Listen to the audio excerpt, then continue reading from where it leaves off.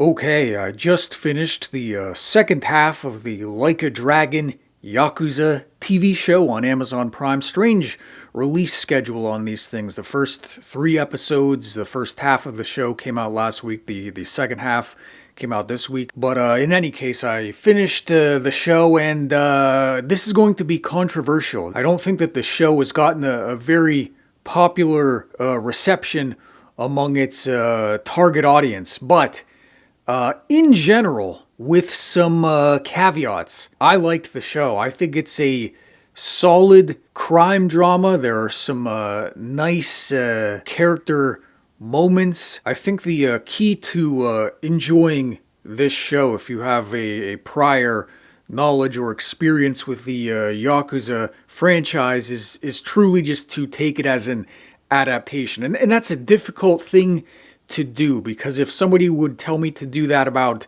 say, Rings of Power, I would say, no, I refuse. I refuse to watch Rings of Power. I refuse to accept it as an adaptation with all its little changes and subversions, and so it's one thing to say, just sort of take it as an adaptation, but I do understand having an attachment to something, having a certain set of expectations, and then getting something that's wildly different. So first I'll say what I did like about these final three episodes and about the series overall, and then I'll go into what I didn't like, or what I thought could be improved upon, supposing they do continue with the show. Okay, so while I didn't really like the direction that they took Kiryu's character overall, I like where it ended up, or I understood why they did it the way that they did. Kiryu is weird in this show because, he joins the Yakuza in like the first or second episode,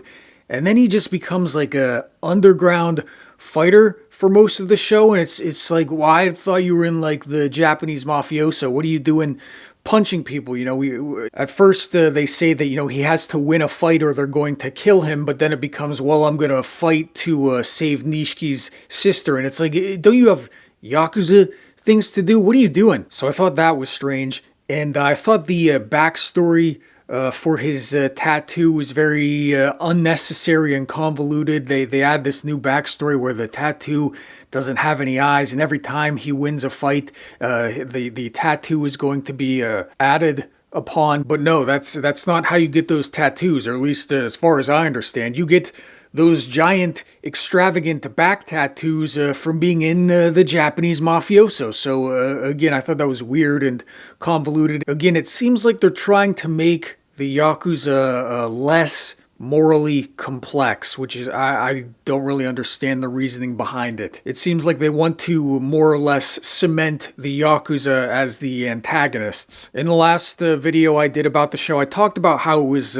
kind of out of character for Kiryu to want to be the quote-unquote dragon, how he had this sort of ambition to be this great fighter. He was very sort of almost vain in a way that Kiryu's character is not. But that said, it does have a storytelling payoff in this adaptation. There's a scene where Kiryu is told to throw the fight. He has to throw the fight to save Nishiki's sister. Now, video game Kiryu would, of course, have no problem doing that. He would have no problem throwing the fight to save somebody's life. TV show version of Kiryu, there's a little bit more of a conflict here, because he does have this kind of chip on his shoulder, and he has all this sort of reckless, youthful ambition. There's a bit of a conflict between that and him wanting to do the right thing. And I think in the show, I think he did intend to throw the fight, but he almost accidentally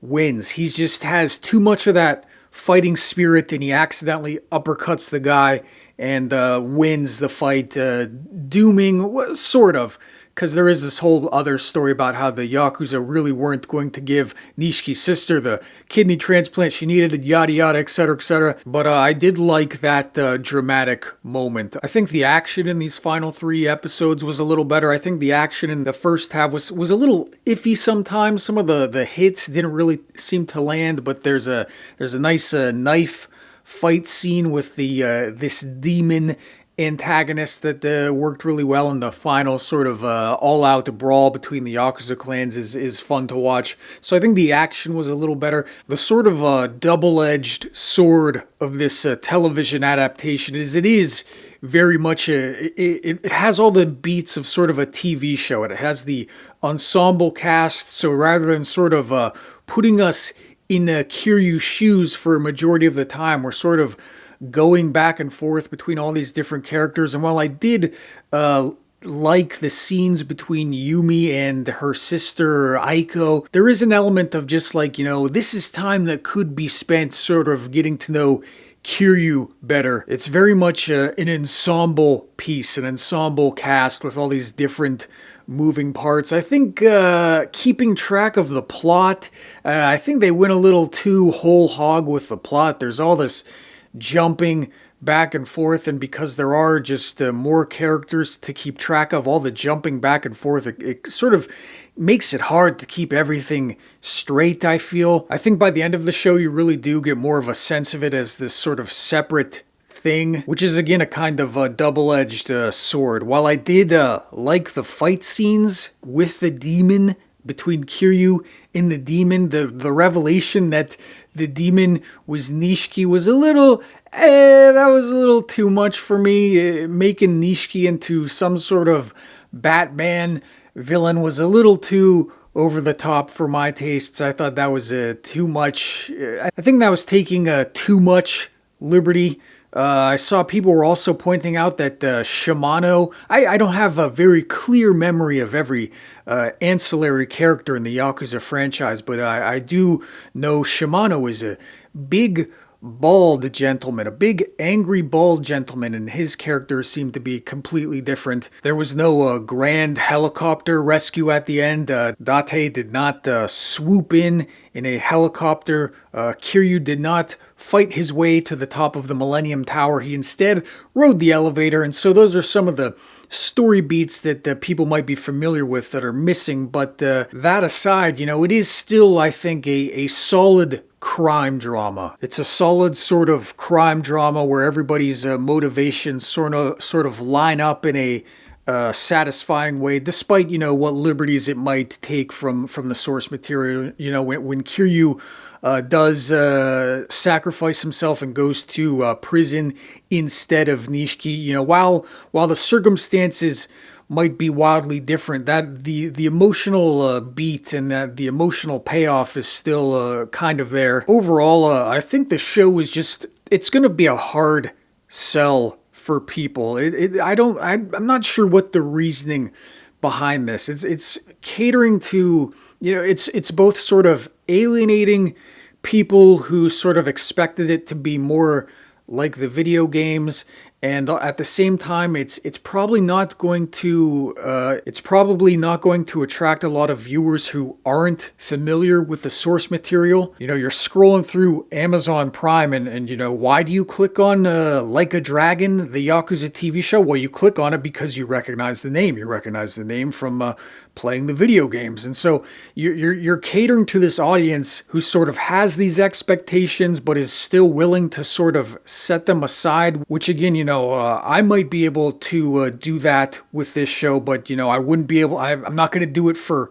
Rings of Power, and I imagine a lot of people aren't going to do it for this show. So I'm not sure who they're catering to exactly with this adaptation. This is especially since one of my criticisms of Infinite Wealth was that they tried to cram in too much at once. Like, they don't want to let go of Kiryu, which is fine. It's the series is starting to become more popular in the West. Kiryu's story has had a sort of more satisfying ending a couple times now, maybe at the end of 5, at the end of 6. So Kiryu as a character has been sort of spinning tires, and yet at this point he's become sort of a company mascot. He's the face of the Like a Dragon franchise. So with Infinite Wealth, they tried to sort of cram his story alongside Ichiban's, and it's sort of detracted from each, I feel like. So my complaint with the games is sort of like they're doing too much, what do you call it, fan service? I know that has like a sort of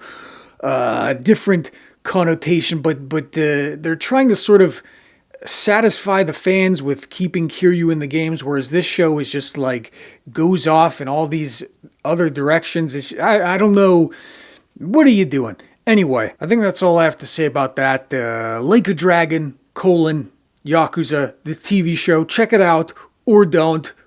Whatever. Okay, goodbye.